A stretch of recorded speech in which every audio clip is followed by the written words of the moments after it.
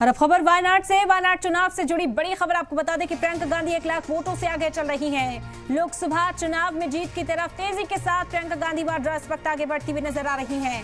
अहम जानकारी वायनाड से आप तक पहुंचा रहे हैं। राहुल गांधी की सीट थी, उसके बाद जब उन्होंने रायबरेली से एमपी रहने का फैसला किया तो वायनाड से प्रियंका गांधी को मैदान में कांग्रेस पार्टी ने उतारा है और ये नतीजे जो हैं वो उनके हक में ही साबित होते हुए नजर आ रहे हैं। ये फैसला पार्टी के हक में नजर आता है। प्रियंका गांधी यहाँ पर 1 लाख वोटों से इस वक्त आगे चल रही हैं। लोकसभा चुनाव में जीत की तरफ बढ़ती हुई तेजी के साथ प्रियंका गांधी नजर आ रही हैं। उनके सियासी सफर का आगाज इसके साथ हो जाएगा। पहली बार चुनावी मैदान में है प्रियंका गांधी, जो इस वक्त 1 लाख वोटों की बढ़त बनाए हुए हैं, आगे चलती हुई नजर आ रही हैं। तो दिलचस्प ये चुनावी नतीजे इस वक्त नजर आते हैं। लगातार तमाम रियासतों के जो आंकड़े हैं वो भी आप तक पहुंचा रहे हैं। खास मेहमान इस वक्त बने हुए हमारे साथ। मनीष जी, आप ही का रुख करेंगे, आपकी बात मुकम्मल तौर पर सुनेंगे। और संजय राउत ने क्या कुछ कहा वो भी आपने सुना। गड़बड़ी है, ये अवाम का फैसला नहीं मान रहे हैं वो? देखिए, गड़बड़ी तो उनके दिमाग में, गड़बड़ी उनके कर्मों में है, गड़बड़ी उनकी नीतियों में है। बाला साहब ठाकरे जी ने जो सपना देखा था और जिसके लिए शिवसेना की स्थापना की थी, क्या आज वो उस पर कायम है? जी। बाला साहब ठाकरे की आत्मा आज जहां भी होगी, वो इनको महाराष्ट्र की जनता ने जो सजा दिया है उसके लिए आज उनकी आत्मा खुश हो रही होगी। ये गड़बड़ी की बात करते हैं, ये कह रहे हैं कि 60 सीट उसको कैसे मिल गया। आज मुझे लगता है कि कुछ ज्यादा फ्रस्ट्रेशन में चले गए हैं संजय राउत जी। उनकी बातों से तो यही पता चलता है। अरे जनता की ताकत को समझिए। जनता की ताकत बहुत बड़ी ताकत होती है। आप कह रहे हो कि शिंदे को 60 कैसे मिल गया, अजीत पवार को 40 कैसे मिल गया। आप गलत संगत में रहोगे। पिछली बार के चुनाव में यही महाराष्ट्र की जनता ने आपको सिर आंखों पर लिया था।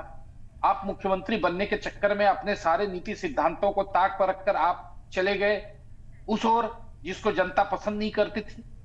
और आज आपको जब मुंह की खानी पड़ी तो आप जनता पर कह रहे हो कि जनता बेईमानी है। और जनता ईमानदार थी तभी तो आपको आईना दिखाया है। पिछले चुनाव का बदला इस बार आपसे लिया है, इसलिए कि महाराष्ट्र की जनता बहुत ईमानदार है। आप जनता के निर्णय पर फैसले कर रहे हो और गड़बड़ियां हो रही हुई है।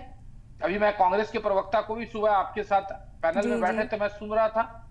जब ये हारने लगते हैं तो गड़बड़ियों की चर्चा करते हैं। आज मैं आपकी स्क्रीन पर झारखंड का भी रिजल्ट देख रहा हूं। जनता का फैसला जो होगा सिरोधारी होगा। पंजाब में भी चुनाव हुए थे तब भी इलेक्शन कमीशन था। कर्नाटका में चुनाव हुए थे तब भी इलेक्शन कमीशन था। हर साल बार दिल्ली में लगातार चुनाव हो रहे हैं तब भी इलेक्शन कमीशन है। तो वहां पर गड़बड़ियां नहीं होती। ठीक है। जब ये हारने लग जाते हैं तो इनको गड़बड़ियां दिखने लगती है। अपने कुकर्मों की सजा ये पा रहे हैं और इसीलिए संजय राउत बौखलाए हुए हैं। जैसा कर्म करोगे जनता वैसा ही आपको फल देगी और वही फल आपको मिल रहा है। ठीक। अनुज अग्रवाल जी, उनका भी रुख करेंगे। काफी मुस्कुरा भी रहे थे। संजय राउत का बयान सामने आया कि कैसे हो सकता है कि शिंदे को इतनी सीटें मिल जाएं, अजीत पवार को इतनी सीटें मिल जाएं। वो पत्रकारों से ही पूछते नजर आए कि क्या ये मुमकिन है। महाराष्ट्र के अंदर तस्लीम नहीं करते इस फैसले को। सियानी बिल्ली खंबा नोची। अगर उनको इतना डाउट है इस सारे प्रोसीजर पे इलेक्शन कमीशन के, सबसे पहले उनके सारे सांसदों को इस्तीफा दे देना चाहिए। इस तरह की बातें करना बड़ा बचकानी लगती है। अब देखिए, मैं तो बार बार कह रहा हूं कि महिलाओं को मध्य प्रदेश में सहायता दी सरकार ने, रुख बदल गया। हरियाणा में वही हुआ, महाराष्ट्र में आपको वही दिख रहा है, वही झारखंड में दिख रहा है। तो एक जो महिला वोट बैंक है वो साफ साफ दिख रहा है कि बड़ी डिसाइडिंग फैक्टर बन गई है अगर उसको आप उसकी जेब में कुछ डालते हो। क्योंकि भारत की जो महिलाएं हैं वो पूरा घर गृहस्थी संभालती है, उनको थोड़ी सी भी आर्थिक सहायता होती है। अनुज जी, ये वादे तो फिर इधर से भी किए गए। राहुल गांधी पहुंच जाते हैं कि खटाखट पैसा जो है वो महिलाओं के खाते में पहुंचाया जाएगा। अलग है और देना अलग चीज है ना। जिसने दिया, जिसकी तरफ से पहुंच रहा है, जिस पार्टी की सरकार की तरफ से, उस पार्टी को फायदा मिल रहा है ना।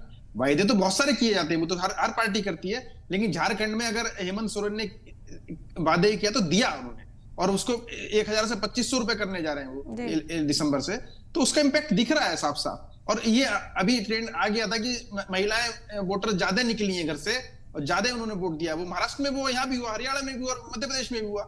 तो वो ट्रेंड अब एक सेट हो गया है कि अगर महिला वोटर्स जो है, चूंकि उनको लिए फाइनेंशियल क्रंच रहती है, उनको गृहस्थी संभालनी होती है, और बहुत सारे भारतीय परिवारों में पुरुष उतने जिम्मेदार नहीं होते, तो ऐसे में कुछ भी अगर आर्थिक सहायता मिलती है महिलाओं को, उससे उनको परिवार को चलाने में बहुत बहुत मदद मिलती है। तो ये जो पॉइंट है, ये पल्स है, ये राजनीति ने पल्स पकड़ ली है, और इस पल्स को जिसने दबाया उसने उसका सत्ता के रूप में उसका प्रसाद उसको मिल रहा है।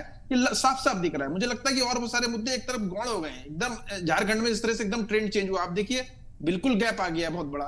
महाराष्ट्र में तो बिल्कुल ही एक तरफा हो गई है बीजेपी और एनडीए अलायंस।